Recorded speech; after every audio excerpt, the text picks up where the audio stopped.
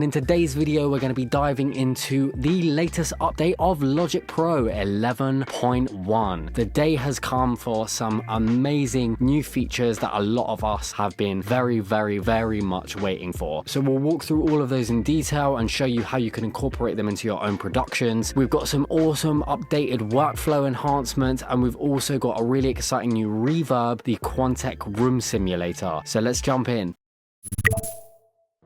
All right, let's kick things off with workflow improvements. If you're someone who works with big projects, you'll be very happy. These updates will make your process a lot smoother. First up, Logic 11.1 introduces channel strip reordering. Check this out. Now you can drag and drop channel strips directly, including selecting and moving multiple strips at once. If you're dealing with dozens of tracks, this feature alone is going to save you a ton of time. So to simply do that, you just want to hold until it pops out like so, and then you can reorder it. And if you look in the arrangement window as well, as we move this around, you can see that the order changes there, and so on and so forth. So you can move things in your arrangement window, and it's going to also change the order in your mixer window, which is amazing. I love to have my kicks, snare, hats, etc. all ordered out. So I like to have those grouped together like so. Percussion, have my hats together, and then I've got my bass and my plucks, and you can see that we have that in that corresponding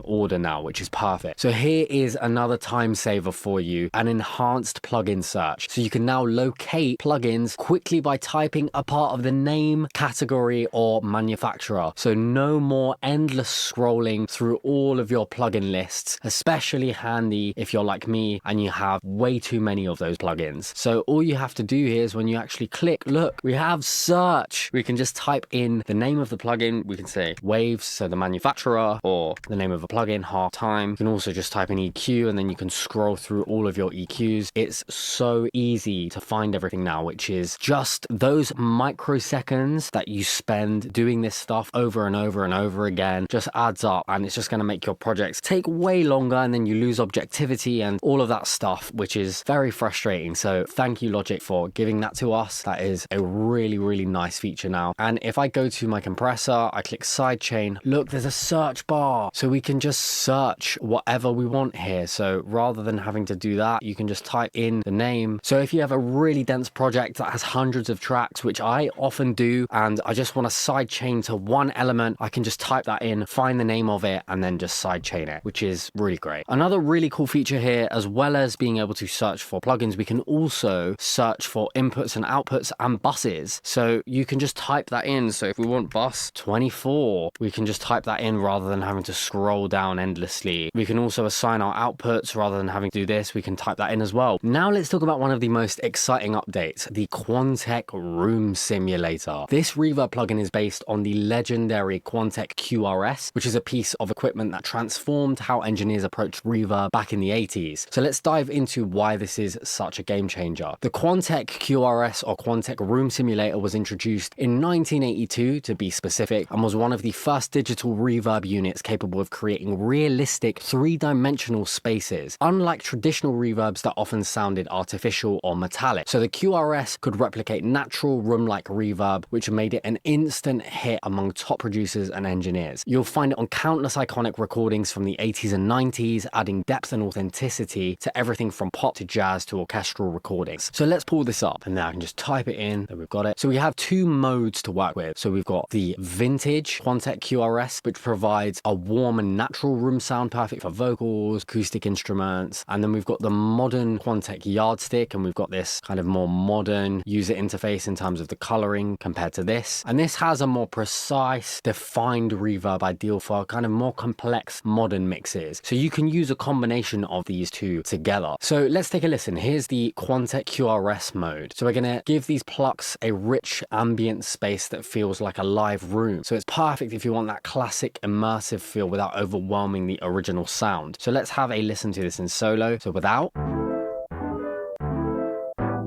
And now let's turn this on. This is just how it comes out of the box.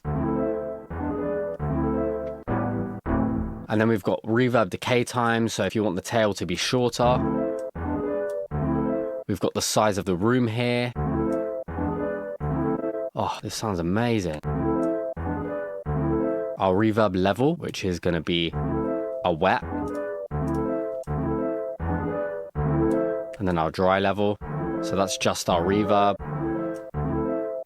And then we've got our first reflection delay. So the first reflection delay slider is going to adjust the time between the direct sound and the first reflection to influence the spatial perception of the room. And reverb delay is just pre-delay. You might see that on other reverbs, it's just introducing a gap between the dry signal and the wet. So it allows that to pop through and then have a delay when that reverb comes in. And it helps to have a more defined sound with kind of the space surrounding it. And then we've got our first reflection level. So if we make this 100% wet, so we can just hear what's happening with the reverb.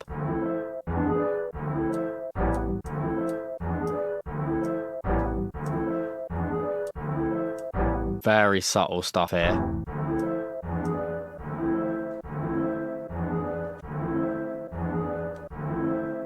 So that initial kind of blossom is being delayed, which is really interesting here. And then we've just got our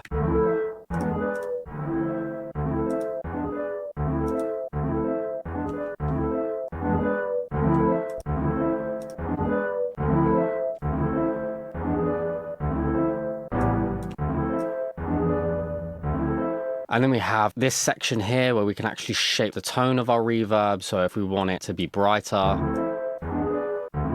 or we want to have more low end.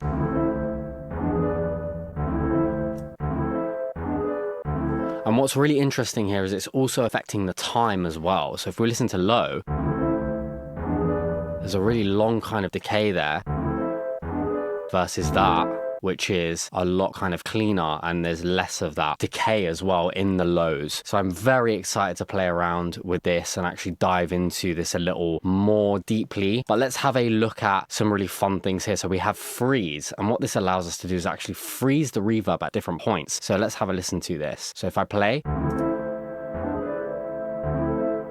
so what we can do here is we can press freeze, and at any point here when we're playing, it's actually going to freeze the reverb and play that, and then we can add lots of different freezes over the top to create this really interesting immersive kind of atmosphere. So let's have a listen to this. You can hear that droning, and then add if I hold it. Now that's droning, and more and more and more. Ooh, that is really, really cool. So you can create some really interesting textures, drones, sound beds using any sound source and using the freeze and add. And then we have this enhance feature. And from reading the manual, what it sounds like to me is it's a reactive kind of algorithm to the source. So when we click on that, what we actually get is more of a sense of space and depth while it's still retaining its kind of definition. So let me turn that on. And now let's just turn the reverb off completely. So without, and then with enhance on. So we're still getting a lot of that definition. Of course, we're getting some gain as well, but we're getting this very, very pronounced sense of it living in a space. Whereas with enhance off, we have a lot more freedom. We've got a longer tail here. We can play around with a more kind of traditional sounding reverb, right? Whereas this just puts it in a really interesting room. So without. So this is going to be my go-to for creating depth in my productions and mixes for sure. So let's have a look at the yardstick as well. This just has some different modes here: complex, medium, and simple. And then we've got these same parameters here: reverb, time, freeze. We don't have enhance, so instead of that we have these. So let's just have a listen to how this sounds versus the Quantec QRS. Let's take enhance off.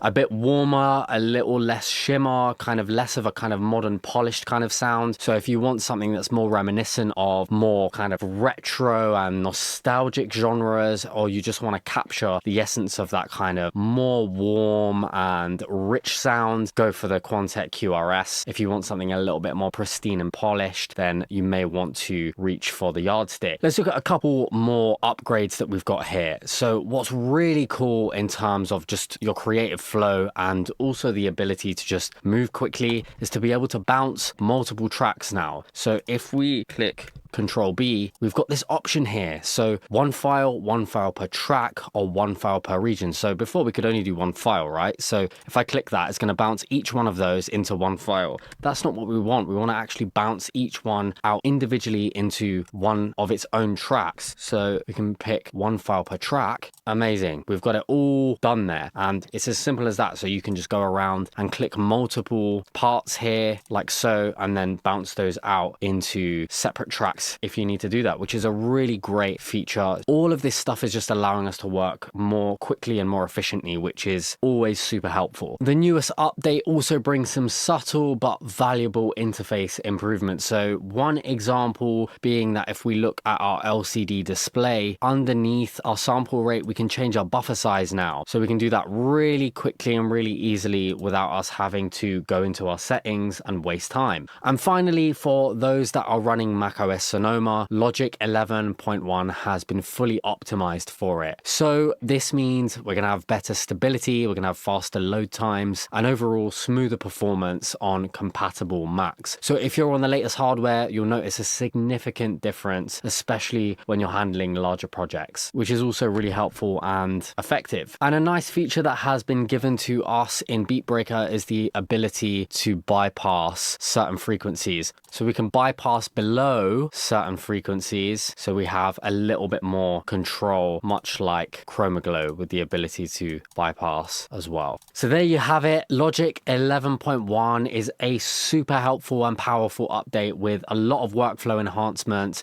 new effects like the Quantec reverb, and improved compatibility, which we've all got to love. So that's it. Be sure to play around with these, and of course look at the manual as well. I will definitely be diving into that in more detail to really understand the nuances here. But let us know in the comments what your most favorite update is so far, and we'll see you in the next one.